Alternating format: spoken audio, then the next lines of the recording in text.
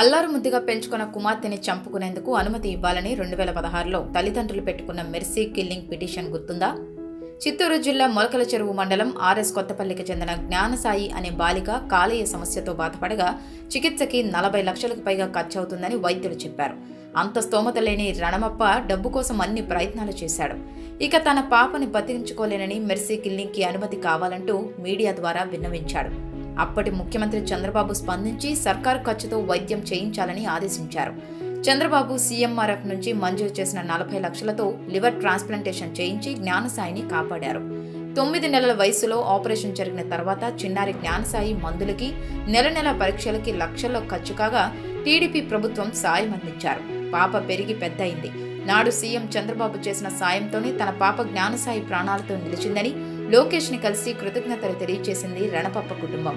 చంద్రబాబు గారు సీఎంగా ఉన్నప్పుడు కాంట్రాక్ట్ జాబ్ కూడా ఇప్పించారని, వైసీపీ వచ్చాక అదే జాబ్ కారణంగా తన పాప జ్ఞానసాయి తల్లికి వచ్చే పెన్షన్ను నిలిపివేశారని రణపప్ప లోకేష్ ఎదుట వాపోయాడు. ఇప్పటికీ పాప మందులకి నెలకి 20,000 అవుతోందని, ఇది తమకి చాలా భారంగా మారిందని ఆవేదన వ్యక్తం చేశారు. పార్టీ తరపున వీలైన సాయం చేస్తామని లోకేష్ భరోసా ఇచ్చారు. సార్, నా పేరు జే రమణప్ప. మాది ఆర్ఎస్ కొత్తపల్లి, మొలకజేరు మండలం, చిత్తూరు డిస్ట్రిక్ట్.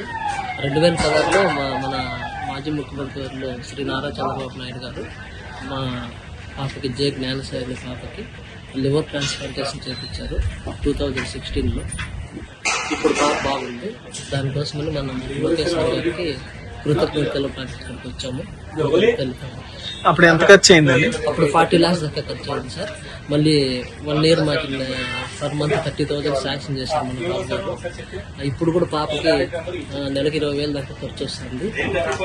ఫస్ట్ 1 year మనకి మన గత ప్రభుత్వం వారు శాంక్షన్ చేశారు అమౌంట్ 30,000. దాని తర్వాత మళ్ళీ అది స్టాప్ చేయడం జరిగింది. ప్రస్తుతానికైతే మేమే నెలకి 20,000 దాకా ఖర్చు పెట్టుకుని మేము చూసుకుంటాము. మాకు ఆర్థికంగా సహాయం చేయాలని కోరుకుంటున్నాను. లాస్ట్ 2 years పెన్షన్ మంజూరు చేస్తున్నారు 5,000. మళ్ళీ నేను అవుట్ సోర్సింగ్లో వర్క్ చేస్తున్నాను. ఆ జాబ్ కూడా మనకి మన చంద్రబాబు నాయుడు గారు ఇచ్చారు. దాన్ని అవుట్ సోర్సింగ్లో వర్క్ చేస్తున్నాను. దాని సార్తో పెన్షన్ మా అమ్మకి పాపకి ఇద్దరికి పెన్షన్ నిలిపేయడం జరిగినది. దాంతో ఎటు దిక్కుతో స్థితిలో మేము ఉన్నాము. అదే విషయాన్ని సార్తో చెప్పి మాట్లాడి వెళ్తాం.